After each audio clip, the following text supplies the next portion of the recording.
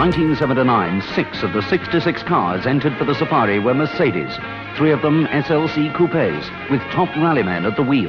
Hannu, Mikkola. I think for us European drivers, we are so used to drive flat out in every rally in Europe that most difficult is just to find the speed that car will hold all these 5,000 kilometers, and not to drive 100%, we have to find the right speed, not to drive too slow to be the second, but not to drive too fast to break the car. That's the most difficult thing.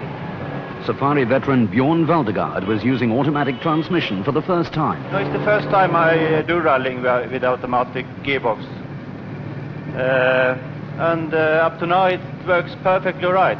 Of course I not use it as maybe normal drivers use. I change the gears by hand anyway, you know.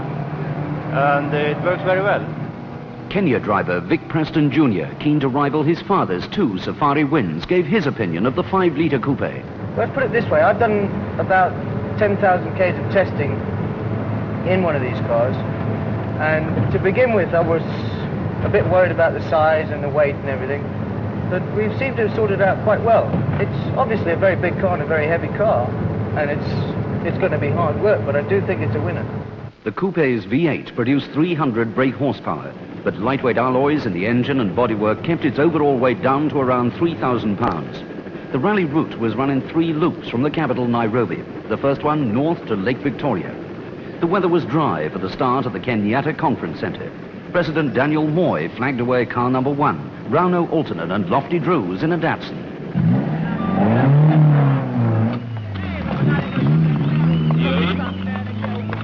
Car number 2, a Mercedes 280E Saloon, crewed by the flying Sikh Joginder Singh and Kenya farm manager David Doig.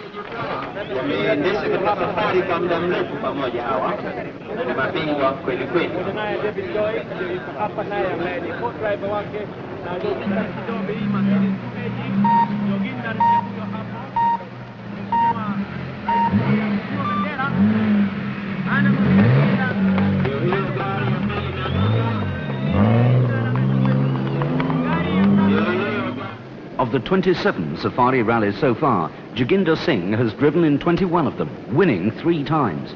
No wonder 50,000 East Africans cheer him on his way, caught up in Kenya's own special kind of safari fever.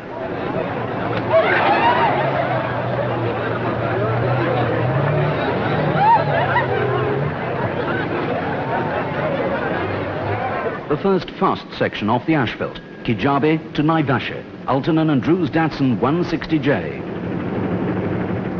Joginder's Mercedes 280 was very much a used car, having done 22,000 miles already on the 78 Safari and the tour of South America.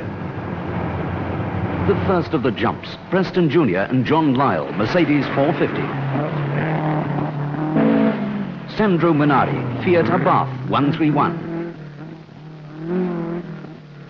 Shekhar Mehta, Datsun 160J. He tangles with a hyena running on the road.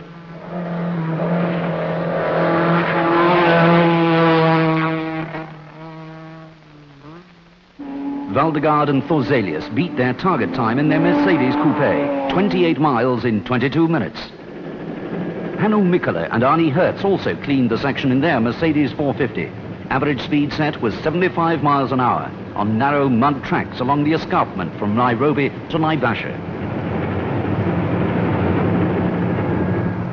The long rains had started, so there was plenty of mud on the road.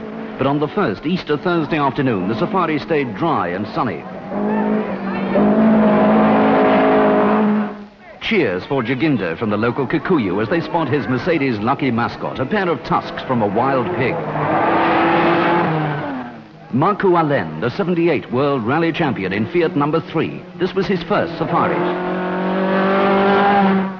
Simo Lampinen, Peugeot 504 Coupé, the car that won the safari in 78. Harry Schallström, Datsun. Fellow Swedes call him Sputnik. Harry is one of no fewer than 20 seeded internationals in this year's safari. Preston Jr., Mercedes Coupé, drawn number 14. Sandro Munari, Fiat 131, Italian champion, Italian car. Timo Mäkinen Peugeot, a car that's won the event 6 times in 27 years. Shekhar Mehta and Mike Doughty Datsun. Shekhar won the safari for the Japanese in 1973. Waldegård and Thorszelius, Sweden's top-scoring crew, now in a real battle of the giants. Andrew Cowan and Johnston Sire, 2 Scotsmen in the Mercedes 280 Saloon, the car that Cowan drove to victory at the last London to Sydney Marathon.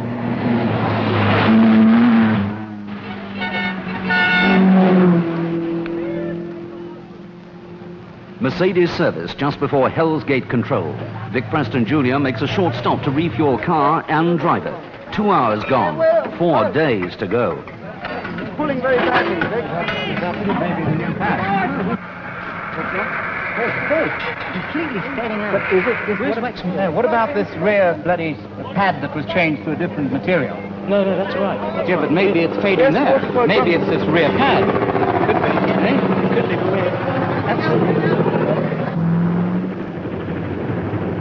On the Mao escarpment, a sudden tropical downpour turns the dust into thick mud in a matter of minutes. As so often happens on the safari, a trick of the weather at this time of year turns an easy section into a desperate race against the clock.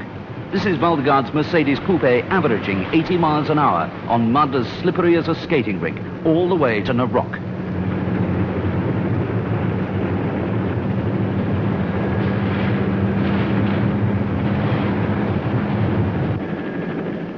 Soon after dusk on that first day, the cars were into Kisumu on the shores of Lake Victoria. There was heavy rain in the night, but the sun was shining when the rally reached Eldoret on Good Friday morning and began the sharp descent into the Kerio Valley.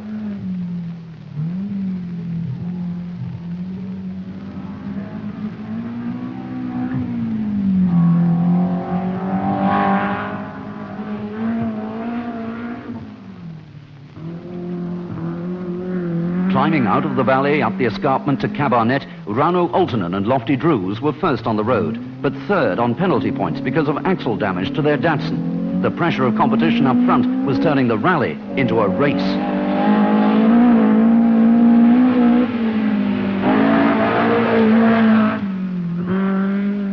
Mud stains and watermarks on Mercedes number 10 hinted at the struggle now developing for the leadership of the rally between Waldegård and Timo Mäkinen in the Peugeot. Here at Cabarnet at breakfast time on Good Friday morning, there were 2 or 3 seconds apart. 2 other Peugeots had already retired with blown engines in a bid to keep up with the V8 Mercedes. The same was true of Datsun. Shekhar Mehta and Mike Doughty were locked into the leadership battle all on their own, since teammates Oltonen and Schallstrom needed major rear axle repairs on the run-in to Nairobi.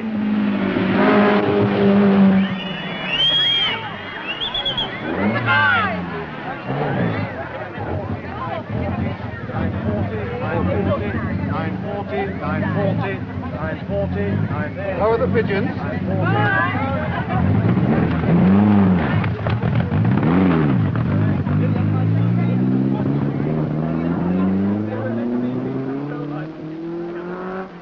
Hannu Mikkola was taking no chances.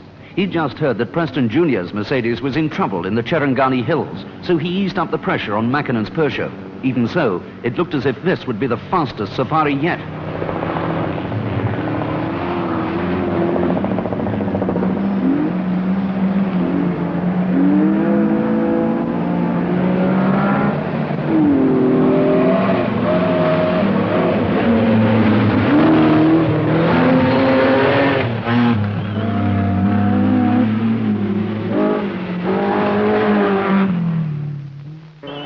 Andrew Cowan had been driving his Mercedes 280 Saloon without power steering due to damage from rocks, but was cheerfully holding off the Group 2 opposition. How is it, Andrew? Good. Very good. What's the run been like? Dry? Very good. Dry. At 8,000 feet above sea level, this high-altitude motoring at Cabarnet had no effect on the Berkshire farmer Andy Cowan, conqueror of the Andes in the '78 South American Rally. But West German Walter Röhrl had some problems. Very dry? Yeah, no problems. Right to that is very good.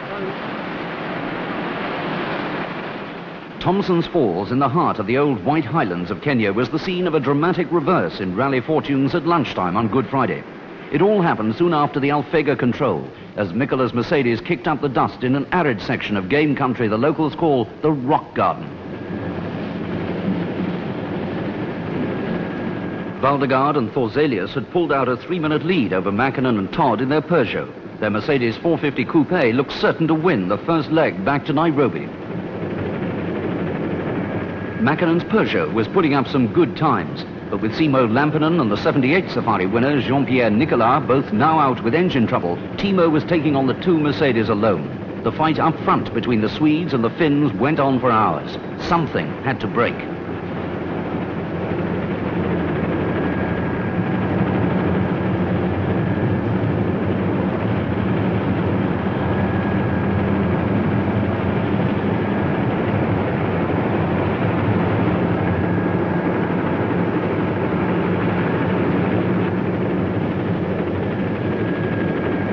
Factory teams were using light aircraft and helicopters for service.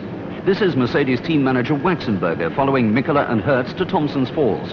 Fiat had all three 131s still running, so they led Datsun and Peugeot for the team prize. This is Sandro Munari's car.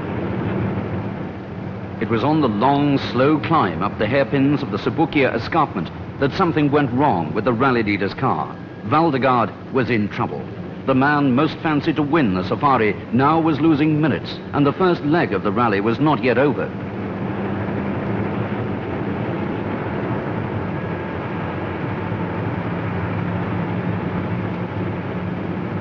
Almost at the top of the escarpment, just a few hundred yards from the main road to Thompson's Falls, another Mercedes crew, the Polish pairs Zada and Krupa in a 280 saloon, saw that Waldegård's Coupé had stopped in the ditch. The cross member at the back, the front, the mounting, the bolt just disappeared. And when that falls down, we also broke the drive shaft. Waxenberger and the Mercedes mechanics fitted a new rear axle unit, and Waldegård and Thorszelius were motoring again with more than an hour of lateness to make up.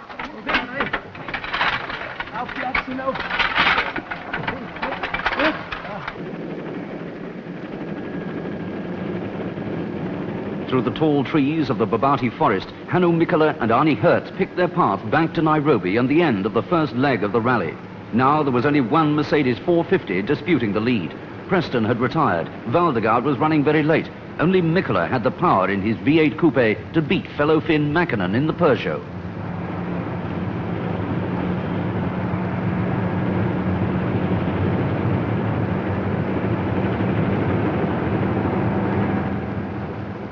A sudden downpour near Nakuru on Good Friday afternoon turned the tracks through the tropical rainforest into a sea of slippery mud. This is where the traction and ride of the new lightweight Coupé showed to advantage. The rains had destroyed the road surface, but Mikkola was able to use his superior speed and road holding to gain on Mäkinen in the equatorial heat and humidity. When they reached the asphalt and turned towards Nairobi for service and a good night's sleep, there was less than 3 minutes between Mäkinen and Mikkola after 28 hours of fierce competition.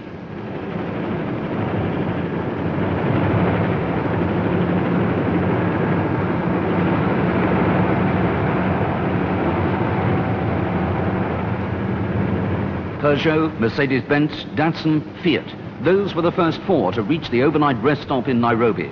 33 crews who came to grief somewhere along the 1,200 miles of leg one would not return. Vic Preston Jr., full of energy after his early retirement near Eldoret, turned mechanic in the family garage in Nairobi to work on Hannu Mikkola's Coupé. Except for a broken windscreen caused by spectators throwing stones near Kisumu, the 5-litre 450 SLC was undamaged. On its first outing in an international rally, the Mercedes number 14 now was well placed to win the toughest event in the world calendar. Easter Saturday, leg 2. The Safari turned south, down the Mombasa Road and back twice through the tighter hills, driving 10,000 feet high yesterday, sea level today. First, a fast section across the Masai Plain. This is Mikkola and Hertz, averaging 80 miles an hour through the bush.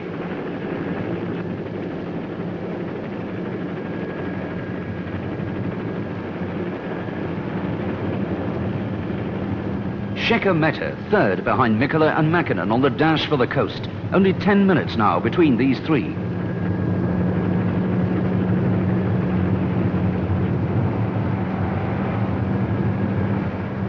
The tighter hills. Service crews keep a watchful eye from the air. It's dry and sunny at the moment, but many a safari has been won and lost on the rocky hairpins on the climb to Wundanyi. Mikkola leads on the road, if you can call it that.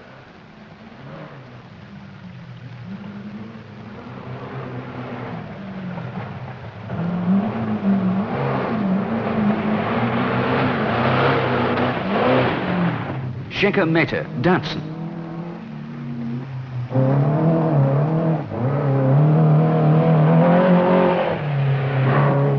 Sandro Munari lying fourth, and Fiat still lead for the team prize. Timo Mäkinen. In 10 minutes' time, his Peugeot's front suspension would break, letting Mikkola's Mercedes into the lead. Röhrl was in collision with a local taxi higher up the hill, but his Fiat kept motoring.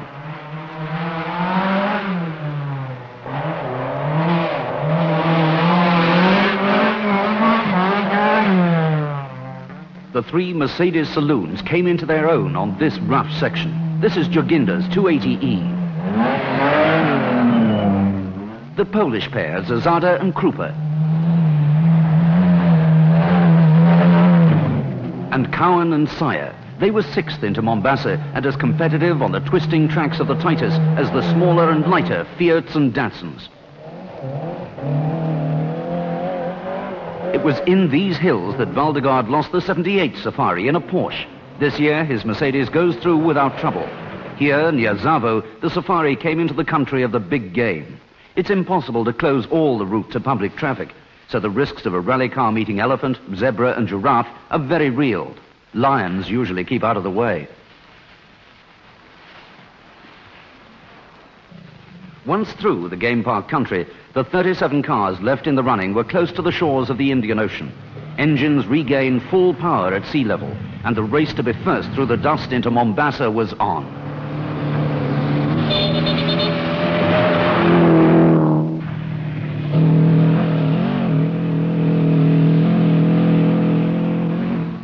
Röhrl, Fiat 131, a dented driver's door, otherwise okay.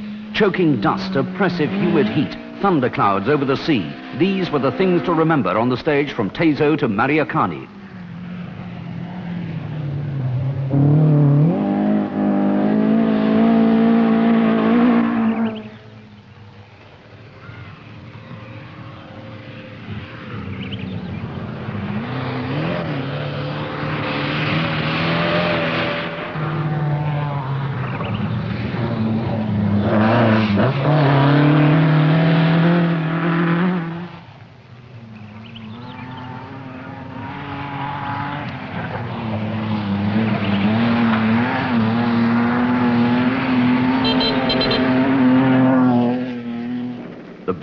Green of the Indian Ocean, long empty beaches of white sand, holiday hotels and swimming pools. It was all waiting for the rallymen as they reached Mombasa for 4 hours of rest and relaxation just after lunchtime on Easter Saturday. In the old harbour of Kenya's second city, Arab dhows shimmered at anchor in the April sunshine. But in a backstreet garage, Eric Waxenberger, a steel rear axle bolt slung round his neck for luck, called on the Mercedes mechanics for a special effort now that Mikkola was leading the 79 Safari. Hannu himself was playing it cool.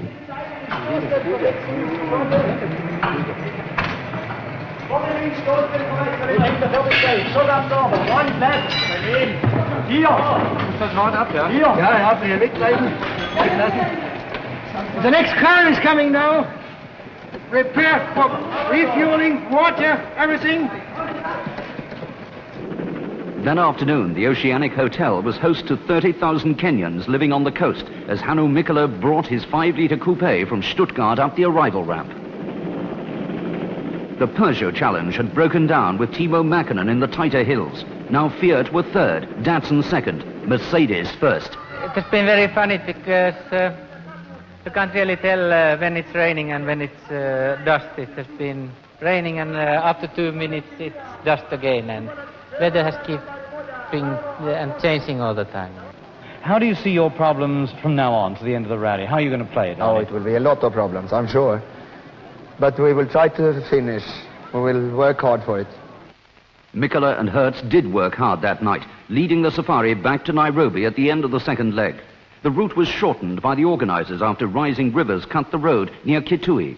30 survivors set out on leg 3 after lunch on Easter Sunday. An 800-mile circuit of Mount Kenya, and right from the start, it rained.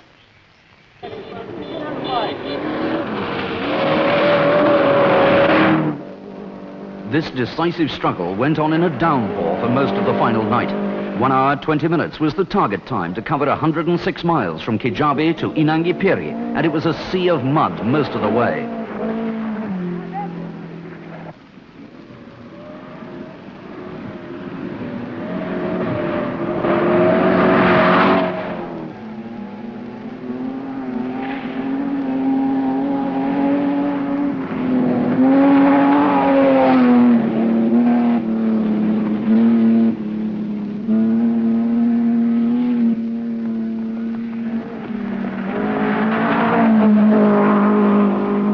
Mercedes coupes and 2 280 saloons were in the first 10 crews left on the road, but the Polish crews, Zasada and Krupa, were not among them. They'd crashed soon after leaving Mombasa the previous evening. At the Thompson's Falls control, team manager Waxenberger described how it happened. Zasada tried to jump a washaway. The bridge had disappeared, and he crashed into a wall.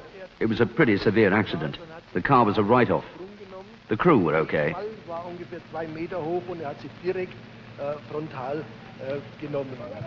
At Thompson's Falls that Easter Sunday night, Mikkola and Hertz realized that an outright win was now within their grasp, so they were anxious to press on. If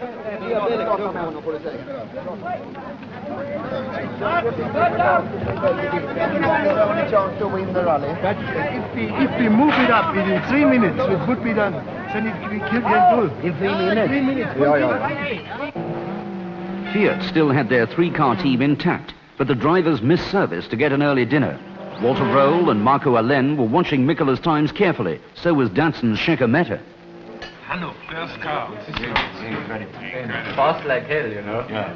It must be on this railway. Yes. If one car is coming opposite way. You speak Italian. Really? Hannu has been going quicker than us. And we've been sort of trying to stay on the road. I assume he has. And he's still going quicker than us, so barring any mechanical problems for him, it rather looks like we're not going to be able to catch him.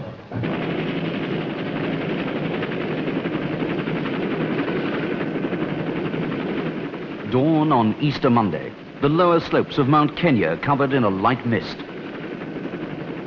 In the night, Mikkola's Mercedes suffered radiator damage from a broken fan. While he repaired it, Kivimäki took over the lead in his Datsun. In bright sunshine, Meta started the Nyeri to Muranga section, knowing there were only 3 hours left of the 7-9 safari for Mikkola to catch up. Waldegård was pressing the Datsuns from behind in his 450 Coupé. Jaginda and Cowan in the Mercedes saloons took on the Fiats, so Mikkola had plenty of support in his fight up front with the red cars from Japan.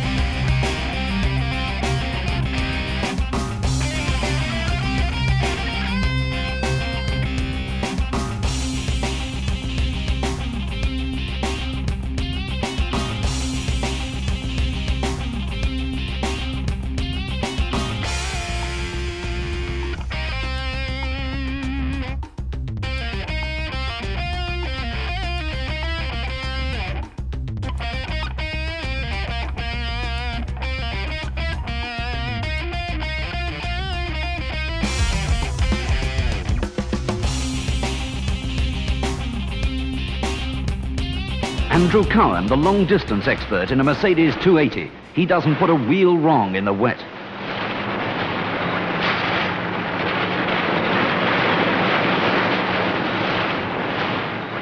This safari rally turned out to be a true battle of the giants. With a mixture of dry roads and wet and generally mild weather, 7-9 was one of the fastest rallies on record. With 4 major manufacturers in the contest and 20 top international drivers, the fierceness of the competition up front had to be seen to be believed.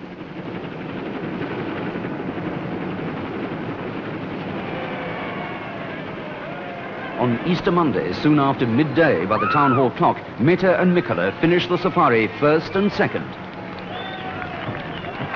Shekhar Meta, an exiled Ugandan businessman living in Nairobi who drives a Mercedes in private life, gave this verdict on the 79 safari with his English wife Yvonne at his side. How would you describe this safari compared to the year you won in the 240Z? Well, it's always easy to say when you've won, but I think it's the best safari I've ever taken part in.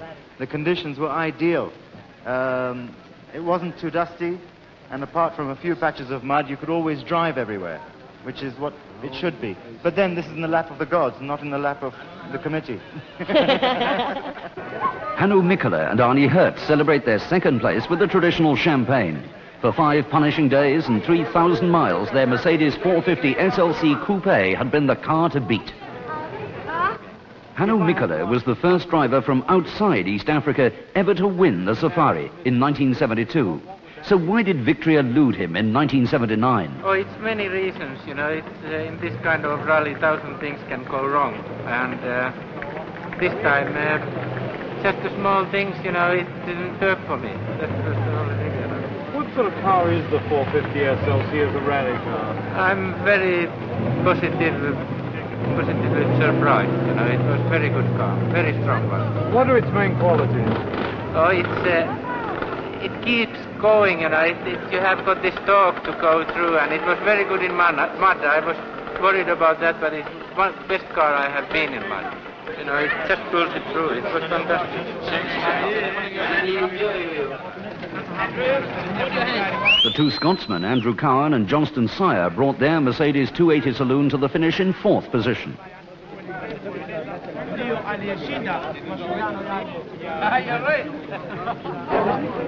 The 2 Swedes, Björn Waldegård and Hans Thorszelius, their Mercedes 450 SLC Coupé finished 6th.